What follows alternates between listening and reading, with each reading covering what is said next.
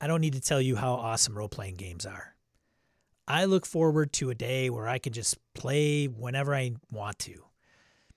That's kind of tricky because you got to have other players that can also play whenever you want to. They also have to agree on the game that you want to play. If you got a home group and everything's a well-oiled machine and you're playing the game that you want at the frequency that you want to play, then awesome. But what if I told you that there is a way to play different types of games with people anywhere in the world at any time? And it doesn't require you to get online at a virtual tabletop or even face-to-face. In this video, I enlist the help of my buddy Harrigan. You see, Harrigan's got years of playing role-playing games via play-by-post. So I had difficulty finding live groups. I traveled for work all the time. So I was like, I'm going to just play play-by-post. And I did that from 1995 to about 2019. That's right, play-by-post. If you haven't heard about it, you're about to. If you've played play-by-post and had a falling out, well, after this video, you might want to give it another shot. So let's go over to Harrigan and have him provide some insight into play-by-post. Next on How to RPG.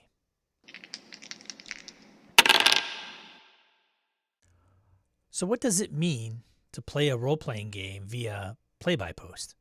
Some people will run the game literally like, Sean, what does your character do? Like in the text, it'll be like you're having a conversation. It'll be literally, you guys open the door, the room looks like this. What do you all do? So it's kind of conversational, right? Other people, myself included, I'm more in this latter camp, write it so it's more like a collaborative story. So it's prose. So you're writing like chapters in a novel. And in fact, many people will take a long adventure and they'll break it into chapters. So it's easy to consume. It's easy to go back and find out what happened and that sort of thing. So you'll find this kind of continuum of people who are literally using their phones, and people use Facebook Messenger and everything else to play games back and forth, whether they're in character or if it's more of this, like, it's just like you're at the table and the GM is like, roll some dice. What was the result? Here's what happens, kind of thing. A little less formal versus something that could be published. The writing is so good, right? On the other side, which it reads narratively like a novel, and the mechanics are all like behind the scenes in a different thread type of thing. Surely there are strengths and weaknesses of play-by-post compared to virtual online and face-to-face. Can you tell us a little bit about some of the strengths? I happen to think the strengths are, there's many. So it has this whole play when you want, play when you can kind of thing, right? There are specific sites, which I think we'll talk about in a bit, where communities have gathered specifically around play-by-post styles of games. So you have people who are kind of vested in playing on those sites all the time. So the games are active. People post frequently, and when you get into that kind of environment, you're very much in the, I'm at work. I can only post late at night. I'm in a different time zone, so I can't play with people live. So it allows that asynchronous, like everybody posts when they can, and then it kind of all comes together, right? You can play anywhere. So when I was traveling heavily, one of the things that attracted me to a certain a certain play-by-post site back in the like 2014-15 timeframe, was the fact that it had a great mobile app. So while I was at an airport, while I was on a train, while I was in a hotel room and didn't have my laptop set up, I could post in the games using a mobile device. So the ability to post from anywhere, play at any time, that sort of thing. But I would also say it allows you to connect with and picture this as well, especially if we're talking 90s, 2000s through the pandemic, when online gaming has really exploded the way it has, right? The virtual side of things with Foundry and Roll20 and all that sort of stuff. Play-by-post games allowed people who are fans of really niche systems and very specific IPs to find each other. So whether it's you're on the fan site and people are playing by post on the forums for that IP, whether it's Star Wars or Conan or whatever, or whether it was you're on one of these dedicated play-by-post sites and people are like, I want to run, 7 years ago, I want to run DCC.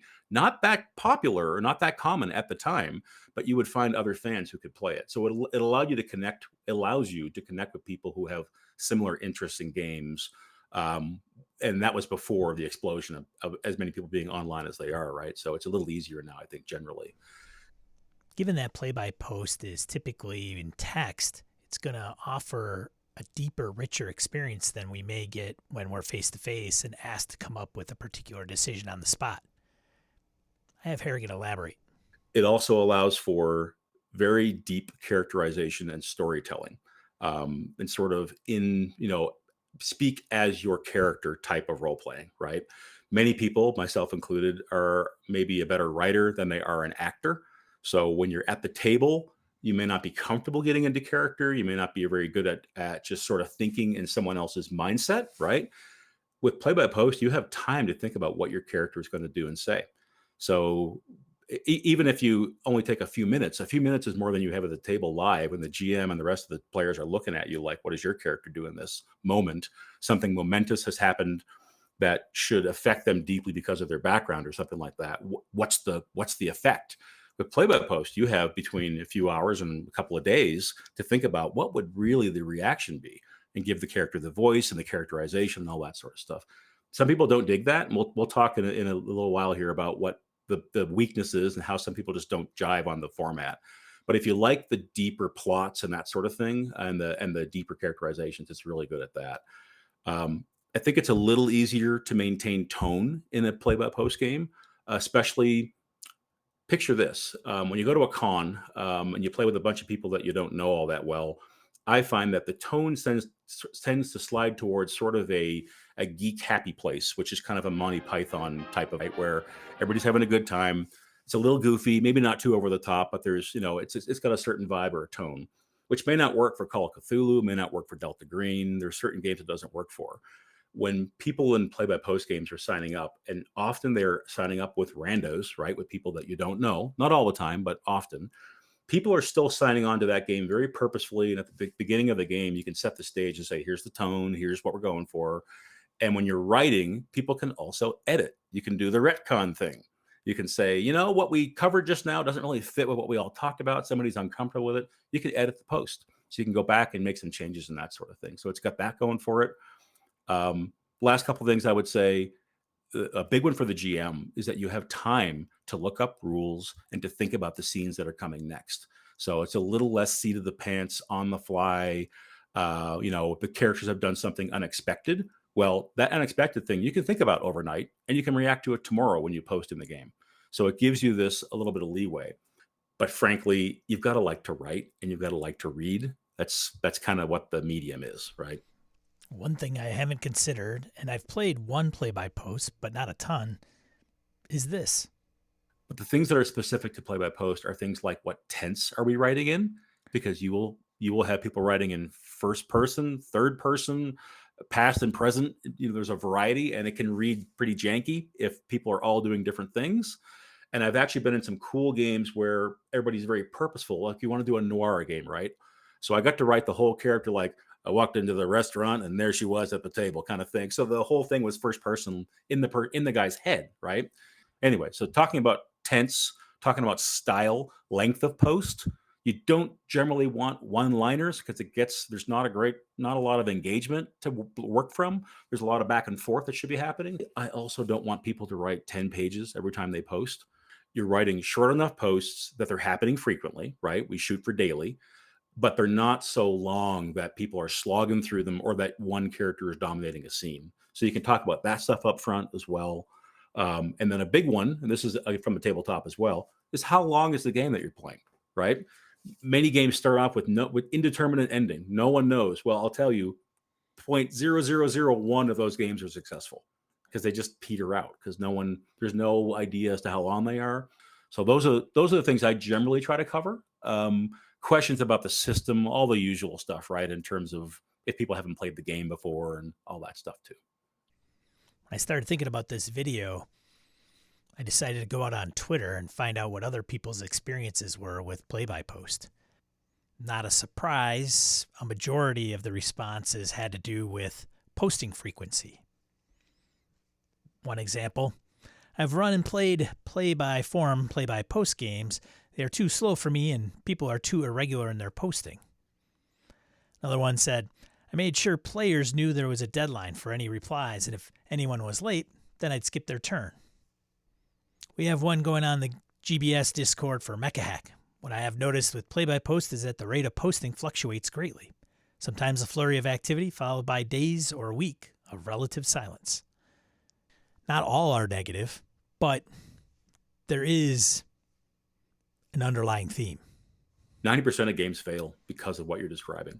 It's difficult to find a game that really has legs and goes the distance, and you can play for months or years and that sort of thing. The failure rate's very high on play-by-post games, specifically because there's a couple of reasons. Because of speed, because people ghost, they just disappear and you never hear from them again. And the GMs do that too. 5 players in a game looking for a GM because ours ghosted. That happens all the time. Now, there is a flip side to that, and you will see some people post 5 times a day, and they dust everybody. They leave everybody far behind in the narrative, which is when things can really get kind of in the ditch in terms of what's happening in the scene, because there might be 4 people who have not had a chance to react to what the GMs just told them, and one person thinks they've resolved the scene already because they've done the equivalent of like 4 actions in a game that tracks things by rounds type of thing, right? So they've done this and this and this and this all in their post.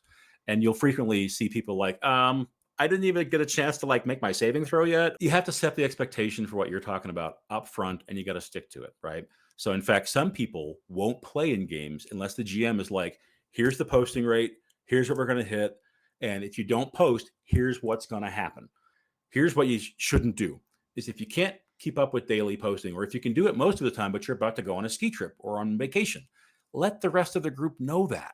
And you would be shocked at the number of people who don't do that. They just disappear off the site for a week, 2 weeks, and people are like, are they even still playing? So that kind of gumming up the works can kill the whole game. My best success has been making play-by-post games a habit. I try to check them daily, right? Some cases you're like, I'm not up yet. All I did was read to keep up with the game. Some cases I'm like, oh, I gotta post something short, just to short and snappy to keep things moving. Or it might be, oh, this is a big moment for my character. I need to take half an hour, and put some real energy into this. If you don't have that level of engagement every day, it's really easy to forget you're in the game. It's easy for me because I have played play-by-post games practically daily for like 30 years, right? Coming up on 30 years. Many people, if it's the only game they're in, if you break that habit by going on vacation, you may come back and not even remember you're in a game. And I've seen it happen over and over again. People are like, I forgot all about this game. So when you're go on vacation, work is busy, something's going on at home, something medical, all you got to do is pop in and say, I'm out of pocket for a while, folks. And people are like, got it, real life more important. There's this concept of just talk to your table, right? Like just stop and put it on the table and talk about it. That's really important in play-by-post. And the cool part there is that you can do it at any time in these out of character threads. So there are OOC threads that almost every game needs to have, whether it's a real-time thing, hey, this just happened, so let's talk about it, or whether it's more of a continuous, it can be a great banter, frankly. Games over here, the OOC has all of the table banter that is not interrupting the game, but is happening so that people are engaged and they're laughing at what's happening in the story and all that sort of stuff. One of the big changes I've seen in the last 2 years, people are using Discord to back their play-by-post game. So most of the play-by-post games, not all of them, we'll talk about this, most of them are played in like a web form style of format, right? So it's a set of web boards, and you have different threads that are the chapters of the game. So chapter 1, intro, chapter 2, on the road, chapter 3, at the castle, that kind of thing, right? If you set up a backing Discord, you can be like, just posted, guys. Jerry, what are you doing? So you can keep all that OOC chatter. You can make it more real time and keep it out of the game so the narrative is clean. And people tend to have notifications turned on for Discord, so they see it right away. And in fact, some of the sites are now they're integrating with Discord so that when someone posts, Discord actually goes, ding, someone posted. There are a ton of tabletop role-playing games out there, you and I both know. Is there a particular type that fits the play-by-post format better than others? Absolutely. So I would say that generally speaking, and there are always exceptions, and I'll also say this right off the top, if you find the right group and they are posting actively and they're engaged, you can play literally any game. So even games that have complex tabletop components and that have cards and that have tokens and all the stuff that would be physical, There are ways to do all that. I've seen people actually play by post on Roll20. So they have the map and they have the character sheet and they have the roller and they're just talking in the chat. They're just not face to face. They don't have video on. They don't have audio on. So that will be a weird way for me to play, right? I kind of want one or the other. I want to play live and get the live interaction, or I want to think about my post a little more.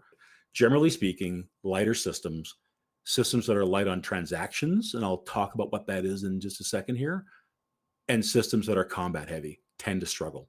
So if you're spending most of the game in combat can be slow in play by post because you're doing this your turn, your turn, your turn, your turn. What happens at the end of the round? Then there's just, you can picture it, right? Initiative can be a big thing in play by post, but you have to make lean. So if it's the sort of thing where something like Free League is some of those card-based games, Free League, Savage Worlds, are not ideal because you draw your cards and only one person gets to go next, right? Sean has drawn a card, Jim has drawn a card, Gabe has drawn a card, Mirko has drawn a card. Mirko goes next. Mirko's on like a ski trip, right? For the weekend. So everybody's like, it's Mirko's turn. Let's get going. So any initiative that slots you very specifically, as opposed to something like the Black Hack or games that say, make a roll and you either go before the opposition or you go after the opposition in any order. So if you can go in any order, then Sean and Jim and Gabe can now all post while Mirko's skiing, right? So initiative systems matter a lot. Very dense, complex systems matter a lot, especially if you don't know the players you're playing with very well and they're not signed on for a whole bunch of mechanical crunch. I am playing right now in Twilight 2000, and there are fewer games right now that have more mechanical crunch than that does. There's a lot. I think you've probably read it by now. Every time you're shot at, you are checking to see how you react under fire, right? To see if you have to go to ground and hit the deck kind of thing. So every time there's like combat, there's all these additional rolls that pour out of the game. An attack was made, which means this, and that happened. So then this roll is made. And every time you do all that, that gets back to what I was saying a minute ago around transactions. A transaction is basically how many back and forths between the GM and the player are needed to move the scene forward or to move the action forward. So picture games that have opposed rolls are a little slower than games that don't, because two people have to roll, right? Games where the GM has to set a difficulty class, a DC, are a little slower, as opposed to a game where it's like roll under, take Delta Green. You got a score of 68 in your stealth, roll it. And the player can do that proactively. So they can say, I'm trying to sneak down that alleyway. Here's my roll, 55, success. In fact, critical success in that case. As opposed to, I want to make the roll. How hard is it? The other thing to be wary of for systems is systems that have a bunch of discussion and manipulation and meta currency after the roll. Fate, Savage Worlds with bennies. So you've made the roll. The GM's like, are you going to keep that roll or are you going to do something else with it? So here comes the transaction back to the player. I'm going to spend a Benny. Okay, back to the GM. Okay, how are you going to use that Benny? Because there's a couple ways you can use it. All of those like ping pong things slow the action way down. If you can find games that are like one roll resolution, they work great. Powered by the Apocalypse games work great. Fate works great if the GM runs it correctly and doesn't have a whole bunch of fate point bidding back and forth, which a lot of groups actually don't do that much. Some games enable players more in terms of what they can narrate, right? The kind of games that say you were successful, you get to narrate, you failed, the GM has to narrate. Those games can work really well because it means that the player can not only say, I tried to sneak down the alley and made my stealth roll, and they can then describe what it looks like. Them going, I went from the trash can to the dumpster to the right? As opposed to, I rolled GM, what happens? I rolled GM, what happens gets into that. Now everybody's waiting because you just asked a specific person a question, so no one else feels like they can post right now. We all got to wait to see what the GM says back to the character. So those systems that give you a little more leeway as to who's narrating, they can work really well. But I always want to be wary in this situation because I see people running some really complicated games in play-by-post. So, take all of this with a grain of salt. This is all Harrigan's perspective on all these things. Of course, there are specific websites set up to facilitate play-by-post RPG games. They can be custom made. They can be a little older. And on occasion can be a little daunting in how to navigate them. I asked Harrigan a little bit more about that. If you go to any of these sites that we're about to describe, announce yourself. There almost always is like a new arrivals or a I'm new here type of thread. These are almost always message boards, right? Of that style, not exclusively, but often they're a message board style site. And there'll be an introductions thread of some kind where you say, hey, I'm new. Here's what I'm interested in. Here's my background and my experience. Here's what I'm hoping to find or look for. I want to play some D&D 5e. I want to find some DCC. I want to find whatever, right? Most of those, virtually all those communities they're pretty good. They've been around for many of them between 5 and 10 years, some a little bit longer. That message board of sites really kind of grew up in the early 2000s. But picture your average message board. It's like, it'll work, but the sites that are bespoke, that are built from the ground up for play-by-post, will let you have an integrated dice roller, integrated character sheets. And I think one of the biggest ones that's most important to me is you can post as your character. So as opposed to having Sean's icon next to the post that says what his character is doing, you get to go find an image and bring it in as your character on the character sheet. So it'll actually have, Lumpy the Scout is the PC. So the message board shows all the PCs interacting with each other as opposed to the players. So there's a little bit less of a leap you have to make type of thing. And the best sites, of course, will have kind of both. It'll say, here's Lumpy, and it'll say played by Sean. So you can either click on Lumpy's portrait and see Lumpy's character sheet, or you can click on Sean's name and see Sean's profile, and then message Sean directly if you want to talk to them outside the game and that kind of thing. Tavern Keeper is the site I played on for the longest, and I remain a huge fan to this day. The community is kind of quiet lately. They're all kind of playing their own games, and I would say they've kind of gone to ground a little bit. They're all doing their own thing. There's hundreds of players playing there. And I'm playing a lot on Gamers Plane as well right now, which is about the same size community, hundreds of players, but very lively in terms of the community side of it. So it's a very friendly, welcoming place that if you're new to the entire hobby, RPGs, or just new to the format, people will help you and say, here's how to get started. In fact, at Gamers Plane, there are GMs who have starter games that they run people through. They're like, are you new? Come play in this little Tales from a Loop game. And it'll take us 2 weeks, and you'll see how the format works. You'll understand how to use the dice roller. You'll understand how to make a character. You'll understand how you would run a game if you want to run games, right? But not to focus on just those two. Those are my favorites by far because of the communities, the types of games they are, the fact that they both work really well on phones, which is still important to me. But there's Mythweavers, there's RPOL.net. There's actually probably a half dozen or 10 dedicated sites that have been built for over the years specifically for this kind of play. Last thing I'll talk about here, if you're trying to get into the medium and like you're new to it, there are ways to observe the games. And by observing, you don't have to do that in real time. All you have to do is get a link to a game. I can provide innumerable, links to people for different games, and they can go and read. I would say there's a lot of do a little observing, read some games, and play first if you've never run one before. And if you play, there are a number of different styles, but if you play a couple of games, you'll see what GMs do to kind of, when they recognize that things are a little too slow and they kind of kick things along, when they may rein some players in because they're going too fast. You'll see all those sort of habits that we talked about for the last, whatever it's been, an hour or so. You'll see that in practice, right? And then you can dive in and run your own game. It also helps when you're running your own game for the first time, if you're doing it with some people that I'll say that. Maybe that GM that ran the game for you, maybe you can get them in the game so you can kind of get some support from them if it's the first time that you've done something. Eventually, people tend to find a few players that they really like to play with, and they kind of stick together a little bit. So little gaming groups can form. It tends to be in both the sites I talked about, at least, it's very pollinates very easily though. So 3 or 4 people may play together frequently, but they also play with other folks as well. And this group will play with members of this group. So it's less sort of closed door. It's more open than that. I don't want to describe it that way, but I will say that you will absolutely find people that you like to play with because your styles mesh, your schedules mesh, the types of games you like to play mesh, and all that sort of stuff. And I will finish by saying it's absolutely not for everybody. Lots of people try it and either fail or say, I don't get it. It didn't stick. It was too slow. But if it's something that you think you might be interested in, and you've read a couple of games, you're like, I kind of get the flow of this, try it, man. It's awesome. I've tried playing play-by-post years and years ago. It was on a website that I managed, and an individual offered to run an Eberron game. It lasted for maybe a couple months, and then it kind of petered out.